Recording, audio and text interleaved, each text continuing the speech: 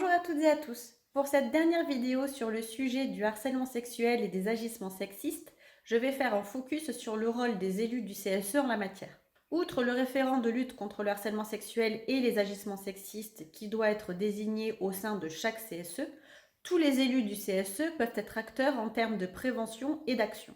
Le CSE dispose de moyens et de ressources pour intervenir, que ce soit par le dialogue, par des actions de communication et de sensibilisation, mais aussi avec le droit d'alerte et le fait de participer à l'enquête mise en œuvre par l'employeur. Le rôle du CSE et du référent est d'orienter, informer et accompagner les salariés en matière de lutte contre le harcèlement sexuel et les agissements sexistes. Cela passe par exemple par la réalisation d'actions de campagnes de sensibilisation et de formation auprès des salariés et du personnel encadrant, par l'orientation des salariés vers les autorités compétentes que sont l'inspection du travail, la médecine du travail, voire même le défenseur des droits, par la mise en œuvre de procédures internes visant à favoriser à la fois le signalement et aussi le traitement des situations de harcèlement sexuel ou d'agissement sexiste.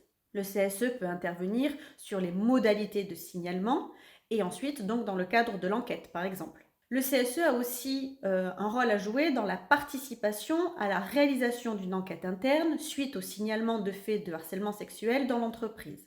Le référent de lutte contre le harcèlement sexuel et des agissements sexistes au sein du CSE pourra être aussi un acteur dans des cas avérés de harcèlement sexuel. Il devra informer la hiérarchie, accompagner les salariés concernés pour faire valoir leurs droits et obtenir des actions, voire même jusqu'à porter plainte. Le référent doit pouvoir travailler en collaboration avec l'employeur qui, lui, a une obligation de prévention dans l'entreprise. Mais la collaboration s'effectue également avec l'inspection du travail et la médecine du travail s'ils viennent à intervenir.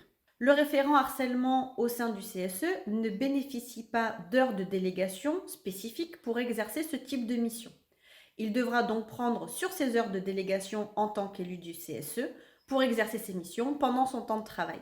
Il ne bénéficie pas non plus de pouvoirs particuliers pour exercer ses missions, outre que ceux qui lui incombent pour assurer son rôle d'élu, et lui permettent donc d'exercer au mieux ce rôle de référent en matière de lutte contre le harcèlement sexuel, avec donc le droit d'alerte, la liberté de circulation au sein de l'entreprise et le statut de salarié protégé. En tant qu'élu du CSE, le référent de lutte contre le harcèlement pourra mener des enquêtes ou participer aux enquêtes de l'employeur en cas de harcèlement au sein de l'entreprise, et son statut de salarié protégé lui garantit une protection contre des éventuelles représailles qui pourraient être menées par un supérieur mis en cause dans une accusation de harcèlement sexuel ou d'agissement sexiste.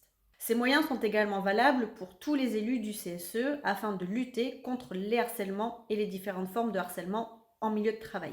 Le CSE peut utiliser son droit d'alerte. Il existe deux possibilités d'alerte en la matière, l'une en cas d'atteinte aux droits des personnes, l'autre en cas de danger grave et imminent. Ces deux alertes sont précisément encadrées et organisées par le Code du travail.